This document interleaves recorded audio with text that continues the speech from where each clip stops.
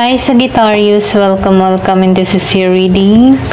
Be open-minded po, hindi po halos lahat makaresonate. Thank you nga po pala sa mga nagsusubscribe at sa mga bumabalik. Maraming pong salamat. Give me the message for Sagittarius. Ano yung mensahe sa'yo?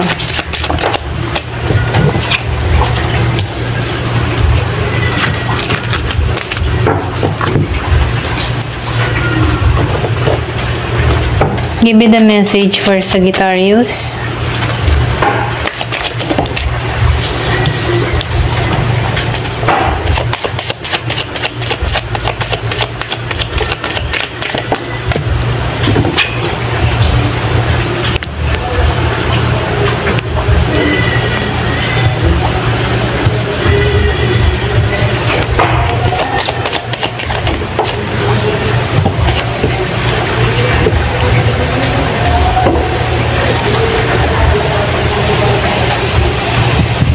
Nakikitaan ko dito yung malaking pagbabago sa'yo, okay?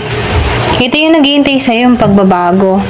Yung iba sa inyo, nakikitaan ko dito na meron kang mga pinagpapasyahan na kung saan meron kang tatahakin dito na kung saan pipiliin mo yung kasiyahan mo.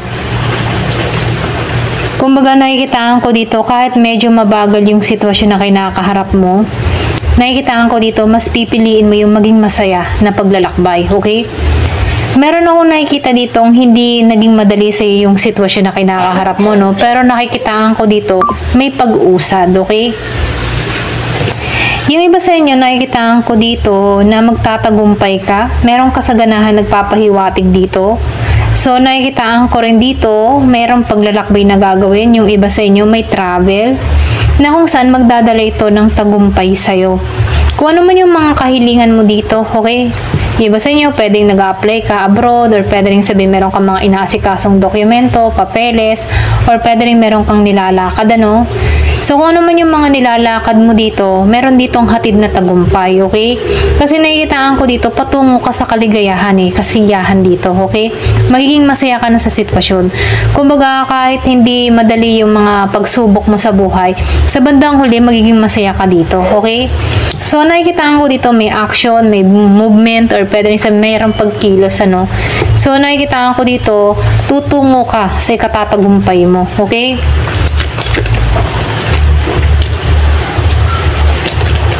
So, lumabas dito, hindi naging madali yung sitwasyon mo. Okay, yung iba sa inyo, meron kang mga pinagdaanan na mabibigat, ganyan, na kung saan hindi mo inasahan to. Okay, meron ditong biglang pagsubok ang kinaharap.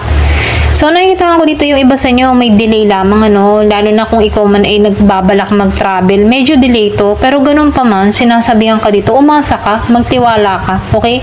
Kasi nakikitaan ko dito yung faith mo nananalig ka, na merong pagbabago na mangyayari sa'yo, okay? So, kung ikaw man ay umaasam dito ng malaking pagbabago, parating to, medyo delay lang dun sa iba, kung nag-iintay ka ng travel, Pero ganun pa man, sinasabihan ka dito, magtiwala ka, okay? Manalig ka, okay? Manalangin ka, syempre, yun lamang talaga ang pinaka-sandata, okay? Or pinaka magandang kasagutan, magdasal, okay? Para nang sa ganun, yung biyaya sa'yo, dire-diretso. Kasi nakikitaan ko dito, merong kasaganahang naghihintay sa'yo, okay? Yung iba sa inyo, biglaan tong parating na to, okay? Pwedeng oportunidad. Pero kung meron kang mga inaasikaso ngayon, papeles, ganyan, yung sinabi ko nga kanina, medyo may hadlang pa. Merong delay. Pwedeng meron kang problema, pwedeng meron pang hindi kompletong requirements, or merong iniintay na visa, mga ganun, So, nakikita ko dito, medyo nag-iintay ka, okay?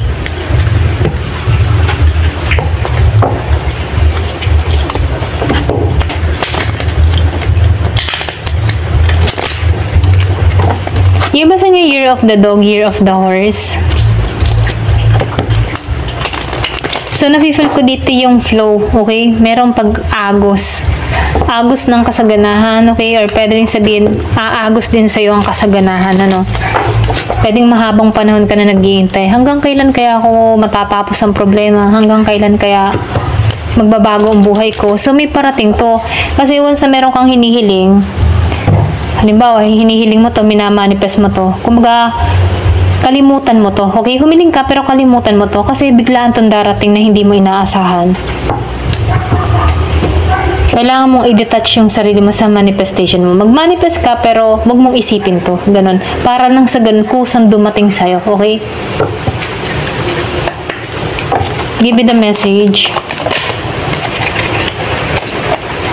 So, gratitude. Nakikitaan ko dito, ipagpapasalamat mo to. Okay? Kasi nakikitaan ko dito unexpected. Hindi inaasahan. Biglaan. Biglaan pangyayari.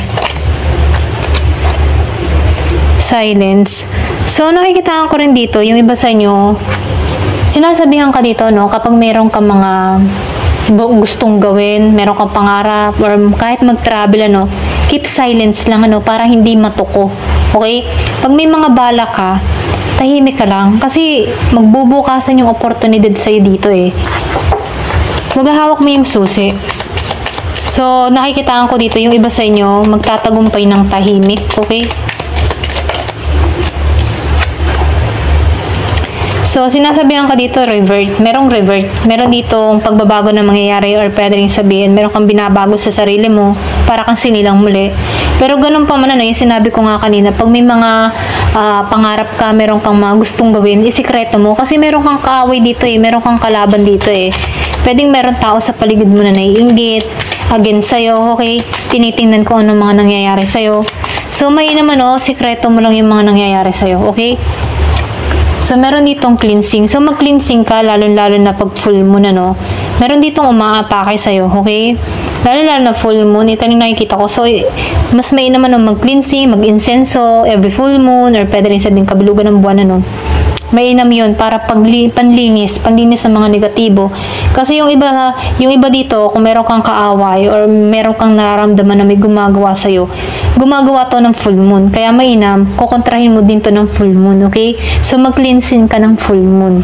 Para na sa ganun, kung ano yung ginagawa sa'yo, hindi na makapasok sa tahanan mo, okay? Harang na to, okay? So, mainam din magsuot ng clear quartz or mag-sage ka, okay? Or kung alam mo to, okay, yung ganitong insenso, white sage, okay? So, mainam din magpausok ng ganyan para pangtaboy ng mga negatibong enerhiya, okay? Lalo-lalo na sa mga binabato sa atin, okay? Ayan. Give me the message. So, vision, ano, lumabas ang vision. Pwedeng malakas yung radar mo, malakas yung pakaramdam mo, or pwede rin may idea ka na dito. Yung iba sa inyo malakas ang pakaramdam, lalo-lalo na sa full moon, okay? Kumbaga nakikita ko dito, open yung third eye chakra mo, or pwede rin malakas yung instinct mo, intuition mo, okay? So, nakikita ko dito, meron kang kaugnayan sa buwan, or malakas yung sense mo every full moon, okay? Yung iba sa inyo, hindi halos lahat sa part na to. Kilala mo yung sarili mo kung spiritual ka, okay? So, meron ditong judgment. Yung iba sa inyo, napaghusgahan ka din eh. Or pwede rin sabihin, hinuhusgahan ka ng tao. Okay? Pwedeng yung physical na anyo mo. Pero ganun pa man, kapag hinuhusgahan ka ng tao, hayaan mo lang sila. Okay? Kasi yun yung rule nila sa buhay mo para bumagsak ka. Huwag mo na lang hayaan na magpa-apekto ka sa mga panghusga ng ibang tao. Kasi ugali na nila yun eh. Hindi mo na mababago. Mababago pa sila. Okay? Kaya kahit may naririnig ka ng mga kung ano, no, mga sinasabi sa'yo na masasakit, deadma mo na lang kasi kilala mo naman yung sarili mo, okay? Ayan, hindi ikaw nag-iisa, maraming nahuhusgahan, ano, ayon sa ginagawa. Kahit mabuti na yung ginagawa mo, nahuhusgahan pa rin, okay? Pero ganun pa man, kahit hinuhusgahan ka, lawakan mo na lang yung pangunawa mo, okay? Kasi yung hinuhusgahan sa'yo, nagre-reflect naman sa kanila yun, okay? Ika nga, sabi nga, ano, once na bago ka manghusga ng iyong kapwa, tingnan mo muna yung sarili mo kung merong kahusga-husga. Ano? So, kasabihan yun, ano? Kaya, kung ikaw ay hinuhusgahan, hayaan mo lang sila kasi yung hinuhusga nila, sarili nila mismo. Okay? Kasi, ganun talaga sila. Okay? Ayan. Give me the message. So, nakikita ko dito, magta-transform ka or pwede rin sabihin, dito ka papunta sa transformation, sa pagbabago, sa paglago. Okay? So, kapag maraming mga sinasabi sa yung negatibo, deadma mo na lang, okay? Huwag mong pagpapapansin yung mga ganyang negatibo kasi hindi yan makakatulong. Tulad ko, ano, kahit may mga nagko-comment na masasakit, deadma ko na lang kasi yun sila eh, okay? Ayan, ito lang yung mensahe, no? Kumbaga, na-share ko lang, ayan. So, meron ditong song. So, ito mensahe, mainam din yung magpatugtog ka ng mga music. Mainam din yan para sa healing, Kung ikaw ay nakakaranas ng mga pain, sakit, ganyan, nakakaramdam ka ng karanasan, okay? Na parang nasasaktan ka, ganyan.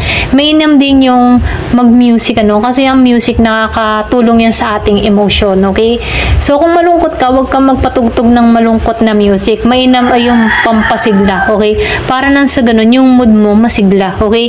Ito lang yung mensahe, Ayan. So, thank you for watching. Love and peace.